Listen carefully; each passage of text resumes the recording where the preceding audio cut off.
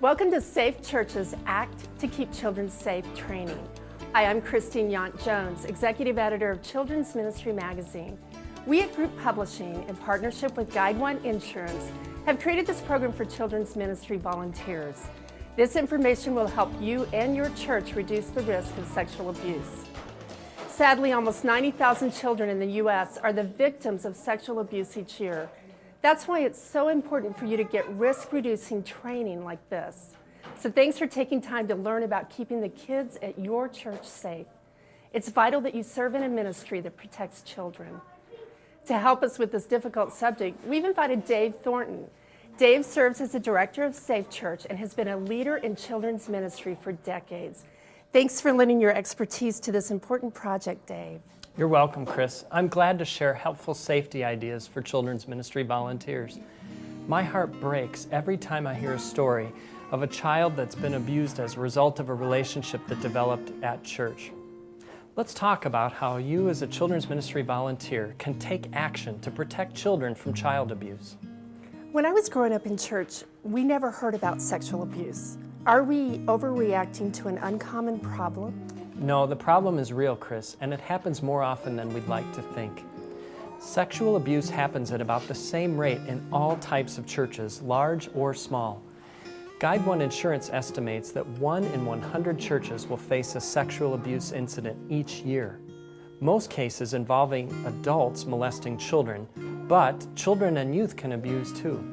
We must do our best as churches to prevent both risks. That's right. The Bible is clear about our duty to protect children. In Matthew 19, Jesus says to let the little children come to me and do not hinder them. Putting children into a risky situation is hindering them in a terrible way. That's so true. Children who've been abused in a church setting often have a hard time maintaining their faith. Can you imagine how difficult it would be for a child to trust God and believe in His goodness after being molested by a person in authority at church? Child sexual abuse can steal a childhood and can cause a lifetime of spiritual crises. The most important reason to protect children is to honor the Lord by taking care of the kids He loves so much. Loving children means going to great lengths to protect them. Besides being harmful to the immediate victim, I've heard about court cases where abuse is destructive to entire churches too. That's true, Chris, and the destruction isn't limited to financial damage. Emotional trauma to families and leaders, congregational disputes, shattered trust in leaders in the church, embarrassing media coverage, complicated court cases. It's a tragedy for the victimized child that can rip apart a church. Sexual abuse is so evil. It's just not what churches are about. The whole subject is so depressing that most of us would rather not think about it. That's right. But churches tend to avoid difficult subjects like sexual abuse and instead focus all our energy on ministry to children. There are proven practices that reduce the risk of abuse, practices that make ministry to children better as well as safer. Safety requires all of us to be informed about the problem and courageous enough to take action when needed. Courageous how? We can't let our fear of confronting a difficult subject like child abuse keep us from protecting children. Courageous ministry leaders make the extra effort to keep kids safe. We want to equip you to be courageous, and we'll describe the problem and then we'll provide safe ministry principles you can practice at your church.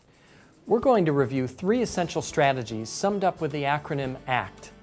ACT stands for awareness, communication, and taking action. Volunteers should act to keep kids safe from sexual abuse. First, let's talk about awareness. We need to understand what sexual abuse is. Legal definitions vary from state to state, but in general, child sexual abuse involves any activity in which a minor is used for the sexual stimulation of a perpetrator. The perpetrator may be an adult, a teenager, or another child. Child sexual abuse is criminal behavior. It can involve both touching and non-touching behaviors. Fondling, intercourse, rape, and child pornography are obvious forms of sexual abuse. Other less obvious examples include having inappropriate conversations, showing a child pornography, obscene phone calls, indecent exposure or flashing, and allowing children to view sexual activity. Ministry leaders must be alert to the symptoms of child sexual abuse. These warning symptoms may be physical, behavioral, or expressed by the words of children. Physical symptoms may be bruises or scrapes, irritation or injury to the genital area, discomfort when sitting, and torn or bloody underclothing. Behavioral symptoms may include anxiety about church or certain activities or individuals, nervous or hostile behavior to adults or older children or youth, or acting out sexual behavior. It can also include knowing more about sexual topics than is appropriate for the age of the child. Listen carefully for troubling comments from kids, such as, "I don't like her. He does things to me when we're alone. I don't want to be alone with her. He's fooling around with me. He's scary." There are other important awareness issues outlined in the article about child safety included in this online training program. Please take a close look at that article after watching this video. You know, Dave, all of this is so hard to hear. I know, Chris, it's hard to talk about, but remember what we were saying about having courage? Okay, let's continue. You said C is for communication. Yes, church volunteers should always report questionable behavior by another volunteer or child to their ministry leader. If something doesn't seem right, talk it over with your leader. Every state has what are called mandatory reporting laws. These are rules requiring people in certain occupations to report evidence of child abuse to law enforcement or social services. Check with your leader to understand how mandatory reporting works in your church and your state. A volunteer should always be sensitive to any potential safety problems and communicate issues to their leader. Only after a safety problem is identified can volunteers and staff communicate to resolve it. You'd want to report anything that looked unsafe, or let your ministry leader know if you had any concerns about actual abuse. We've talked about awareness and communication. Now let's talk about taking action. That's right, Chris. The T in ACT is taking action.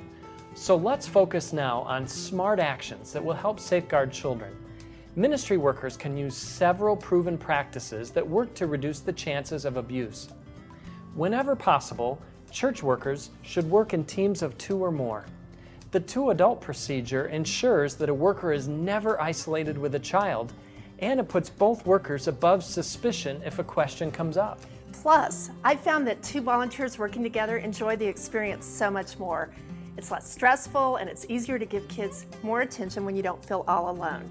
So Dave, do you recommend allowing teens to help? Sure, teens are great volunteers when they're supervised. What about situations where one volunteer has to leave early, or when one child needs to leave the room to go to the restroom? How do we follow the 2-adult procedure then? I don't know of perfect solutions for those times. Some churches assign an extra volunteer during each service who's available just for these purposes. Other churches recruit specifically for potty patrol and have a flag you can raise outside your door when you need help.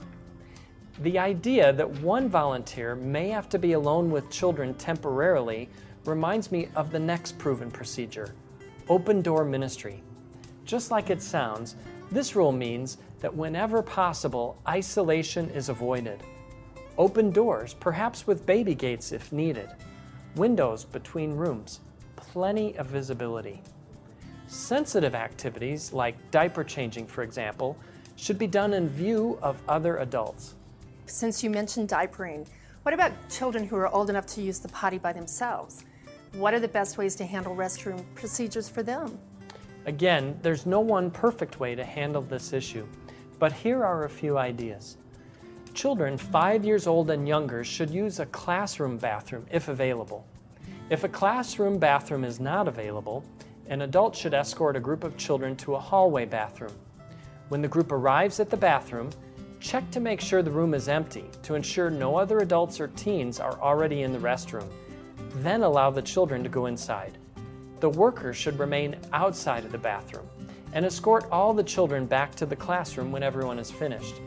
If a child is taking longer than seems necessary, the worker should open the bathroom door and call the child's name.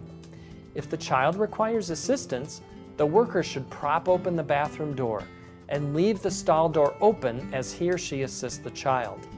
A worker should never take a child to the bathroom alone. For children above the age of 5, at least one, and preferably 2, adult males should take the boys to the restroom, and at least 1 female, or preferably 2, should take the girls. The volunteers should check the bathroom first to make sure that it is empty, then allow the children inside. The volunteers should then remain outside the bathroom door and escort the children back to the classroom. To protect everyone, a volunteer should never be alone with a child in a bathroom with the door closed, and never in a closed bathroom stall with a child. Parents should be encouraged to have their children visit the bathroom prior to each class. The volunteer should stand outside the restroom to make sure that no other children or adults enter the bathroom. Avoid letting unsupervised children leave a classroom to go down the hall to use a bathroom. How can churches safely check young children into and out of classes? Do you have any recommendations? Church check-in and check-out procedures are a great safety measure for small children.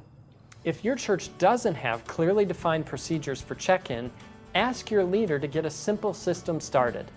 It's vital that young children are released only to parents or guardians who bring them in the first place, or other adults only with written permission. There are lots of ways your church can do this, from something as simple as a sign-in and sign-out sheet to more sophisticated systems such as pagers or pre-printed identification cards.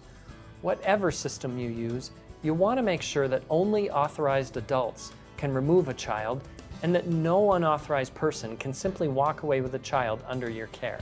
So, we've addressed safety in church situations. What about driving children to and from activities? In my experience, transportation causes a lot of headaches. Volunteers should drive kids only when it's planned in advance. Parents should be notified and have signed permission forms. You can find sample permission forms on the Safe Church website.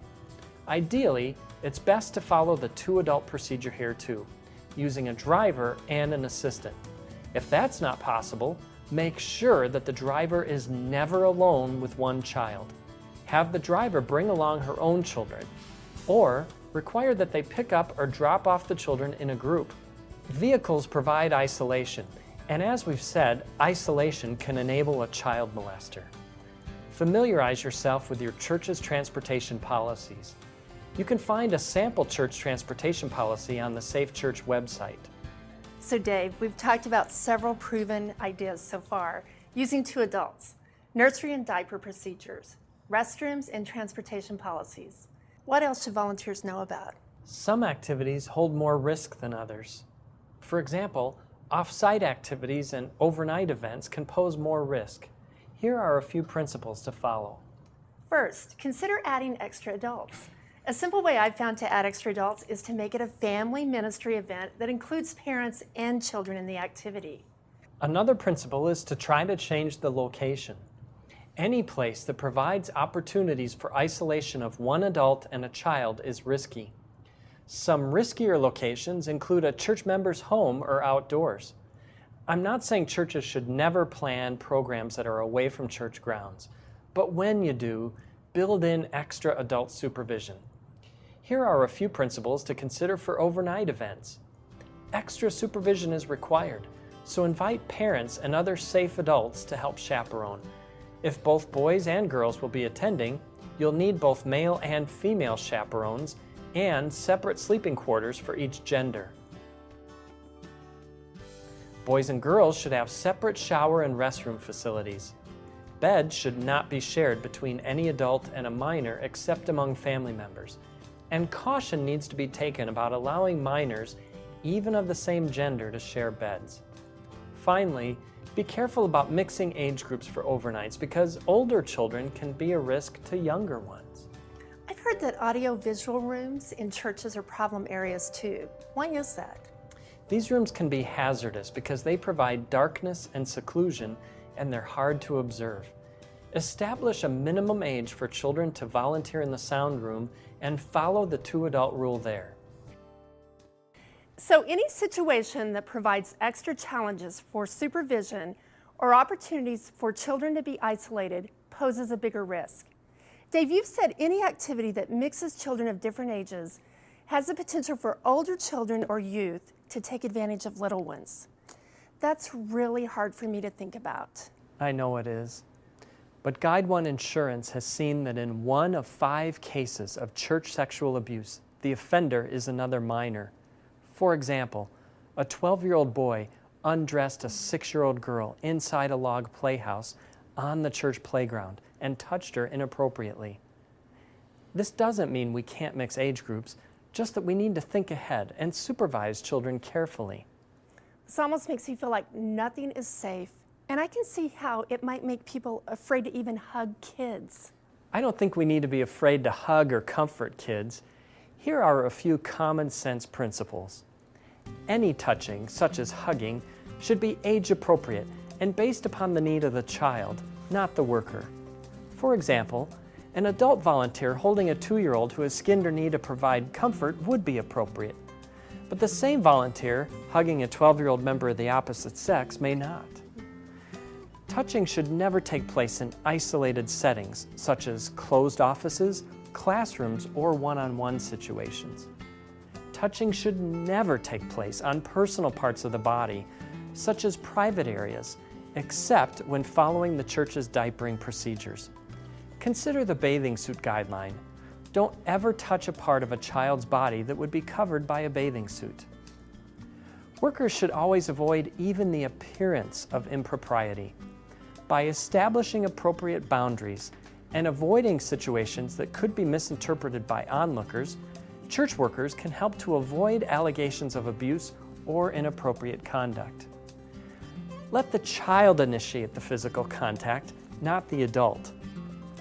Here are some practical ways to give safe hugs at church. Adults can lean over to give an A hug. That means just the shoulders and the necks of the huggers make contact. Another good hug is standing side by side and reaching around to squeeze a shoulder. Or you could substitute a high five or a handshake for a hug.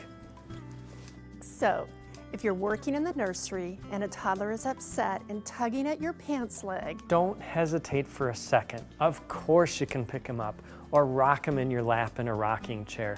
You're doing this in full view, out in the open, and another volunteer is in the room with you. The child is initiating the contact. Children need comforting touches. It's fine. Okay, what about touching a child for discipline purposes? As a volunteer, I would never spank a child or use physical punishment, even if a parent has told you it's okay. Ask a ministry leader to help if a child is so out of control that you can't handle her with timeouts. Or you can ask the child's parent to step in and help. Check with your church to see if they have a touching and a discipline policy. The Safe Church website has a sample children's ministry handbook that covers these topics if your church doesn't have one. So in review, Chris, we covered awareness, communication, and taking action. And the courage to tackle an ugly problem. We can all have courage when we remember we're called to love and care for children just as Jesus does. Thanks for investing your time in this training to protect the children in your ministry. God bless you as you serve.